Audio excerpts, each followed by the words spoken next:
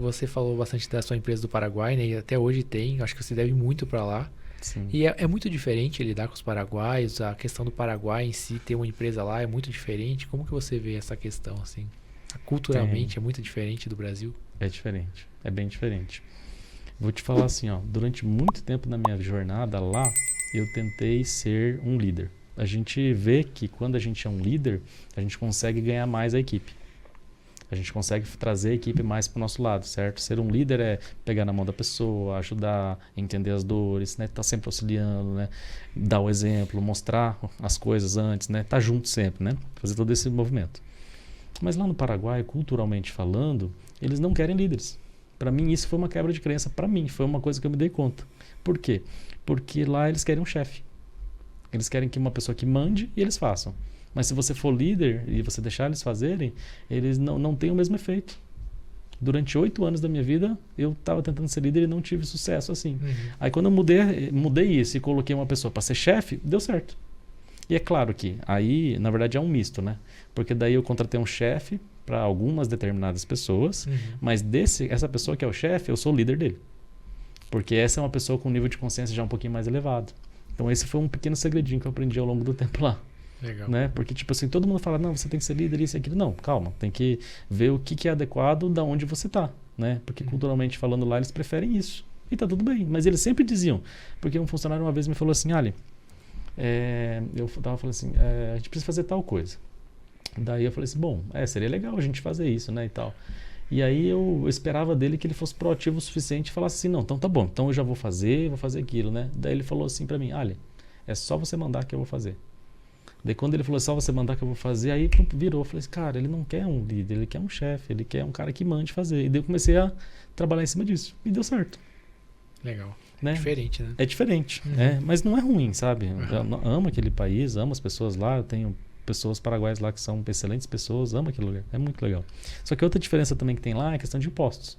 No Brasil a carga tributária é bem complexa, é bem extensa, e lá tem apenas um imposto, que é apenas o IVA. Que você paga 10% de imposto quando você tem uma empresa. Do faturamento, assim. Do faturamento. E você tem que pagar anualmente o imposto de renda, que é 3% do seu rendimento anual. Do lucro que você obteve. Extremamente mais simples, né? Nossa. Extremamente mais simples. Extremamente mais simples. Então isso é legal. Então, muitos anos atrás, todo mundo via o Paraguai como um país de ilegalidade, de pirataria, etc. E tal.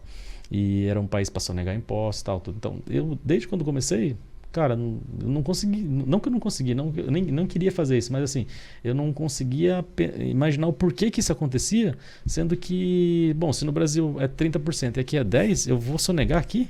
Deixa eu pagar isso aqui, deixa eu viver aqui sossegado que ninguém vai me incomodar, entendeu? Então eu sempre tive essa mentalidade. E isso faz com que também o pessoal lá do Paraguai te respeite mais. Então, com isso eu consegui fazer relacionamento com o pessoal do banco, com o pessoal do comércio em geral, tal, e a gente vai se desenvolvendo, sabe? Eles têm, de certa forma, assim, uma dor, um certo... Não sei se seria preconceito a melhor palavra, mas eles têm uma dor muito forte em relação à guerra que teve do Paraguai, sabe? E eu já falei, inclusive, para um amigo meu que é paraguaio, eu falei para ele o seguinte, cara, eu sinto muito pelo tudo que aconteceu, mas eu não tenho culpa disso. Eu não vivi isso. Eu jamais ia querer uma coisa dessa. Então, tudo que você precisar de mim, estou à tua disposição, né? E aí eu conectei de uma forma com ele assim tão forte assim, que a gente tem um relacionamento assim, maravilhoso, que abriram muitas portas pra gente. Porque tipo assim, eu respeito que aconteceu isso, foi uma tragédia gigantesca, porque teve um período lá da guerra que foram dizimados muitos paraguaios, sobraram pouquíssimas pessoas, foi uma dor realmente muito grande, isso está enrustido nas pessoas que têm mais idade, e eles passam isso para as novas gerações, as novas gerações continuam também um pouquinho disso, agora está diminuindo um pouquinho, mas ainda é uma dor forte, mas a partir do momento que eu comecei a conversar mais com as pessoas e falar dessa forma, eles se conectaram mais comigo. Porque eles, de certa forma, muitos estrangeiros, sendo do Brasil, eles não respeitam. Ou eles não querem ter contato. Ou em algumas situações de negócio, se você for do Brasil, eles não aceitavam você. Eles não aceitavam entrar dentro da empresa. E agora já me aceitam. Por quê? Porque eu tenho respeito por eles também. Porque eu não tenho culpa de nada disso. Sim. Mas a gente precisa, de certa forma, também se colocar no lugar deles. Eu nem tinha me atentado nesse fato que eles podem ter uma questão com os brasileiros. Cara, e foi muito difícil abrir a empresa lá, assim. Você vê como uma oportunidade uma empresa brasileira ir pra lá, ou coisas desse tipo? É muito, muito difícil? Como funciona? Cara, é muito simples. Muito simples. É muito simples. A única coisa assim que é um pouquinho mais complicado é só a questão de você fazer a documentação paraguaia. Então a documentação paraguaia está dividida em 3 partes. A primeira parte é a imigração temporária, depois a imigração permanente e depois a cédula de identidade. Então, depois que você tem a cédula de identidade, você pode abrir uma empresa, pode abrir conta no banco, tal, tudo. Recentemente eu abri uma empresa, demorou 20 dias para abrir. Isso porque ela é uma empresa em sociedade anônima. Se fosse uma empresa lá, eu não sei se aqui seria o Simples Nacional, acho que seria equivalente ao Simples Nacional. Lá eles têm uma classificação chamada empresa unipersonal, que é a empresa de uma pessoa só e você pode fazer o que quiser. Mas não é igual ao MEI, porque o MEI é só para profissionais que não são documentados, né? Tipo pintor, pedreiro, essas coisas. Então realmente não é igual. E para abrir uma unipersonal você abre em 2 dias. Caramba. Caraca. Então é bem rápido, sabe? Então, primeiro você tem que conseguir uma documentação como pessoa física, para depois Isso. conseguir... Exatamente. Você tem que se tornar um cidadão paraguaio. Mas Daí- isso é complexo, assim?